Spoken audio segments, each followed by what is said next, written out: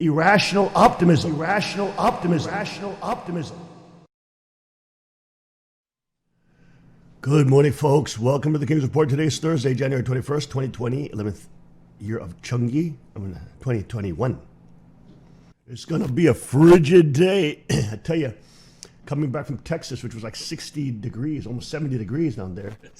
And then coming back to this weather, you feel alive again, because you feel that cold wind biting. And, there's something about that that's very, very important, very important.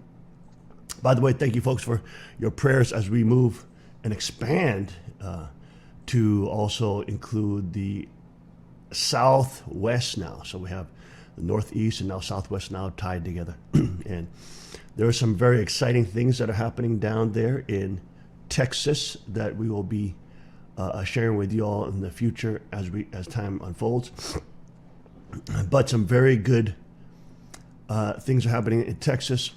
Probably within next week, I'll also be heading out west to the Midwest area, etc., to do more prayer out there and also scouting.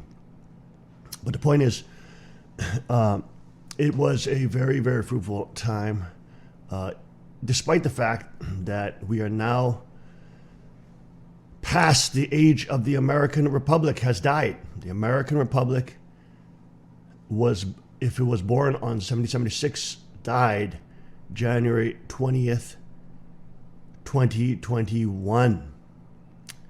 So how many years is that? Is that 250 years or something like that? Something like that. Let's do the math on that. 1776 to 2021. But America, maybe as a republic, 5 years. I think 245. 245. 245. As the age of the American Republic has now died, and they have installed a puppet from China, a Chinese agent puppet, a globalist, international Marxist, Chinese-controlled puppet team against the American people's will and against the incredible landslide that Trump had to install a illegitimate, usurpacious puppet into the greatest seat of power in the world. So that is literally the imperial age, folks. The Caesar's age has begun in America. The age of the Caesars begin. Can it ever be reversed? Yes, it can be reversed if the people are able to resist this and stop this incredible usurpation. During this dark time, God uses everything, all these times, and even as part of God's plan, because it was too easy. It was too easy. If Trump got in and everything was okay, nobody would desire to know Christ at his return.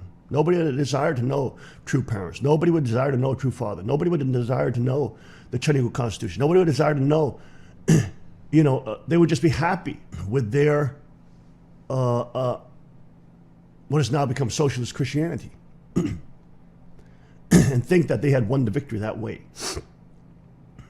But in the end, Trump failed us at the end, and God showed that Trump is just a man and that we should not put our hopes in a man because he's not the Messiah. He's a businessman. Trump is not the Messiah. And this was the biggest lesson, especially those people who got sucked in and fooled by the QAnon psychological operation that was done to actually pacify and destroy the Patriot movement. The Q stuff, and I was hearing until the end of the time, people had this ridiculous, what's called unrealistic optimism. There's two types of optimism, folks. One is a realistic-based optimism. One is an unrealistic optimism. And I saw so many people, even in our community, that got sucked into this temptation of unrealistic optimism. That is to say, the Q, the whole Q thing, and the genre of Q, and the types of deep state operatives that use Q lure people in with false hopes because people want to have hope. I mean, Trump was doing a great job. It's not perfect, but he was doing a job that was never been done in our lifetimes in terms of seeing a president do these things. And we were seeing it being stolen before our eyes, and we were seeing the left cheating, and none of the courts hearing it, and it's just he didn't even have a day in court, so it was clearly unfair. And Q would just say, "Oh well, next week, he's gonna do it. He's actually working with the military behind, and their massive arrests are happening, and the pedophile networks are being put in prison, and it's amazing. Just watch." See what it does? It takes you away from action, and it makes you just a spectator, and it lures you into this false sense of, oh wow, yes, everything is happening. He's doing it all. All I have to do is watch this TV program, and then you become pacified. And Alex Jones, I think, probably the most is breaking this down now, even though he does go overboard with the 1-6. He's going way too overboard, saying that, oh, they were so victorious. Oh, they launched a sophisticated psyop on us, and we totally found them. We totally got destroyed, and blah, blah. He's going way, way overboard on that, okay? But he is breaking down the Q psyop, probably the best in the alternative media at this point. Q is working for the deep state, pretending he's not. Pretending he's releasing things that people already are starting to realize, like, oh wow, these people are Satanists, they're pedophile networks, etc. And he's luring people in that way and giving them false hope, saying, oh, Trump is going to make mass arrests by next week. Blackouts are coming. And Lynn Wood was falling into this real bad. And he lured good-hearted people in, tricked them, totally tricked them. I know some people who got way too deep into Q. Way too foolishly optimistic. And now, after Beijing Biden is in, I had people who were so confident say, I guarantee Trump is going to be in on the 20th. Guaranteeing. I mean, that is foolish. That is foolish optimism. Very foolish. Foolish optimism gets people killed. Foolish optimism gets people knocked out. And even in my small little realm of martial arts training, whenever I train somebody, I never train them with foolish optimism. Never, never, never. Never you must train people when you're training people to become stronger. You must never train them in foolish optimism. That is probably one of the biggest traps and death knells of making when you're raising people to be strong. Foolish optimism is extremely dangerous, or irrational optimism. Now, that's what Q did. That's what Q had did to people. It lured you in because it knows, the deep state operative, who is Q, knows that you have hopes, and he's using that hopes in the end to kill the hope, right?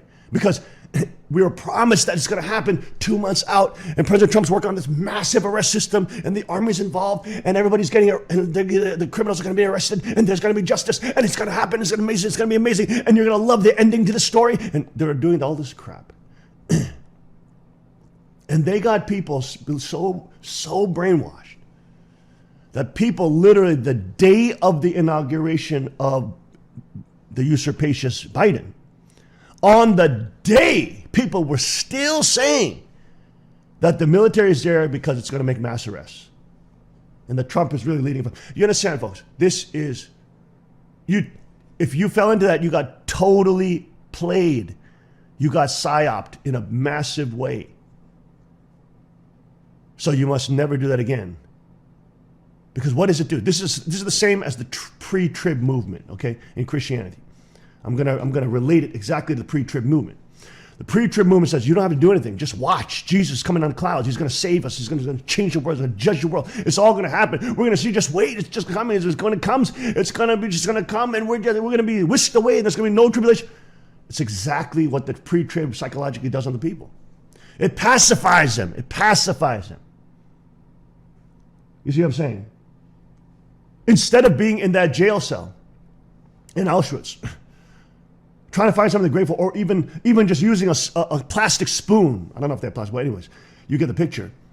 or even a blanket or whatever they can grab and start scraping at the wall. That you should be doing something every day towards the positive, to making your survival situation better. Doing something, even if it's a little thing, even if it's just taking control of your life and taking control of that whole situation and using a plastic fork to scrape at the wall to make a hole that will take 20 years to make, but still, at least you're working on it. That's better than every week you're going, oh, he's coming, they're going to come, the man in the sky is going to come, and they're going to be free on Thursday. And then your hopes get destroyed on Thursday. And then it's Saturday. And then Saturday comes wrong, your hopes gets destroyed again. And then it's Wednesday. Then your hopes gets destroyed again. And then it's next Sunday. You see, and this happens over and over again. What happens in the end? It kills your hope. In the end, it does destroy. It makes you passive. It makes you don't act. You don't scrape nothing, with a wall with your spoon. You don't do anything, just wait. It's coming, it's coming, it's coming. And you're on this roller coaster ride. And the people behind it doing the psyop are laughing at you, laughing. Because they got you now pacified. They have you now mentally pacified in a false hope, in an irrational optimism.